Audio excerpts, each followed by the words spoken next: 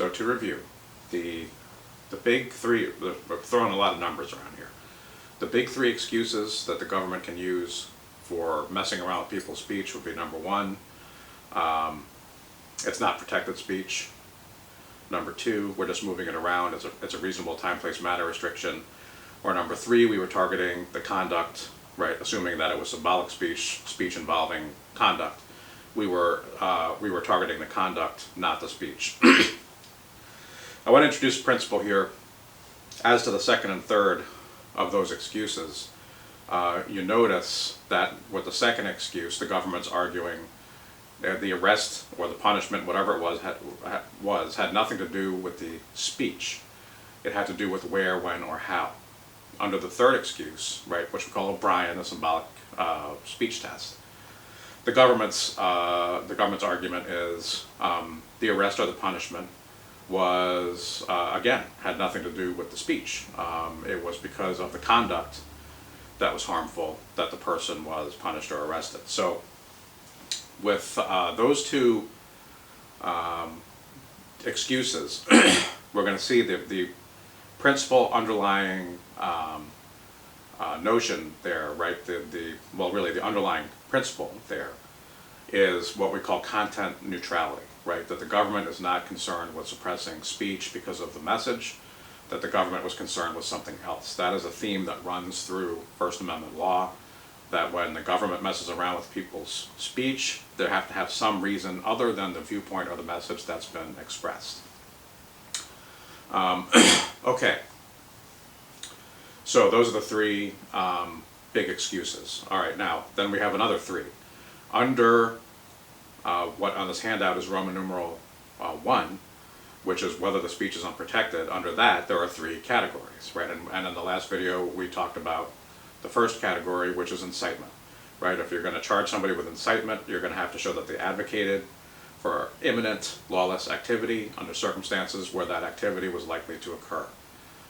So that is incitement. If the government can't show that, that's not incitement. Usually that argument falls apart at element 1, because most of the time when people are expressing themselves, they're not actually asking anybody to do anything.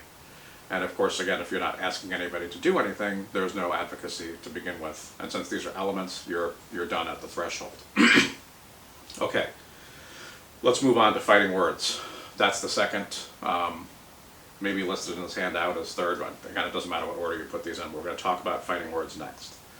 Fighting words is kind of an odd, old rule that you can be punished for fighting words, right? But here's the thing, the courts have usually been pretty protective of any kind of speech that has real meaning. The thing about these unprotected categories of speech, right, incitement to lawlessness, fighting words, obscenity, is that to the extent they have any meaning at all, it's very limited. It's not like political thought or expression, it's not like religion and philosophy, that kind of thing. It's very limited meaning. So one of the things courts look to, and you can think of these as elements. I'm not sure the court has ever quite said that, but I think that's safe. Fighting words, the leading case, by the way, is Chaplinsky, which is on page 764 in your text. Chaplinsky kind of laid out the framework for analyzing one of these cases, but pretty badly misapplied it by modern standards. By modern standards, the outcome in Chaplinsky would not have happened anymore. Let's talk, what are the basic elements you're looking for a valid governmental punishment for fighting words. Number one, you're looking for words that are directed to a specific individual or individuals. I refer to this, because you just want to visualize it as somebody actually being in somebody else's face, right? I'm not talking about somebody who's howling at the moon on the sidewalk or speaking to a big broad audience. You're talking about somebody who's really engaged with one or two or a group of other individuals and is in their face, right? If you don't see that, then fighting words likely does not apply. Secondly, you want to watch out for words that have any meaning, right? So again, you think of these as elements. Element 1, you're in somebody's face, right? Element 2, the words have to lack any real meaning, right? As to things like politics, religion, philosophy, and things like that. And I want to, these might sound kind of frivolous, but I want to throw out some examples of words. I'm old, so I don't know if this still goes on, but when I grew up, especially when I got to high school, for some reason, you could, your mother was the big thing, right? Your mother, right? I couldn't say anything in high school. You know, you ask somebody, what did they do last night, and that would be their answer.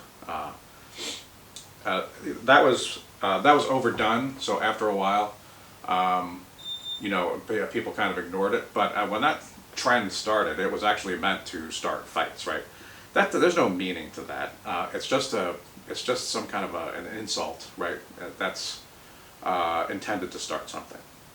There was another saying when I was in middle school. I call you out, right? I call you out was actually an invitation to fight somebody, right? There's no real expressive value there. There's no real idea there. The only idea is, right, let's fight. So again, element one, you're in somebody's face, right? You've approached an individual or individuals.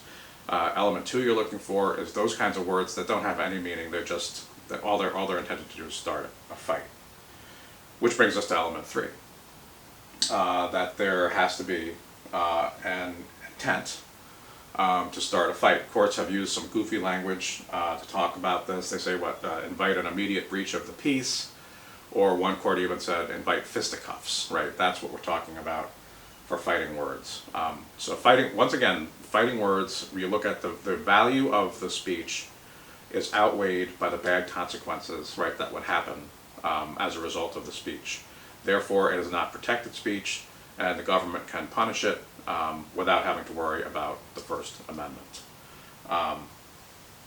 So that is a wrap on the elements. Now, applying that to Chaplinsky, under modern standards, the Chaplinsky arrest would not have held up, because in Chaplinsky, the speaker, right, I'm not going to use all of this language, but accused a police officer and other members of the local government of being fascists and racketeers and all that. Well, that might be an insult. That's political language, right? To accuse somebody of being a fascist or a racketeer, you know, there's substance to those accusations. There's actual message there.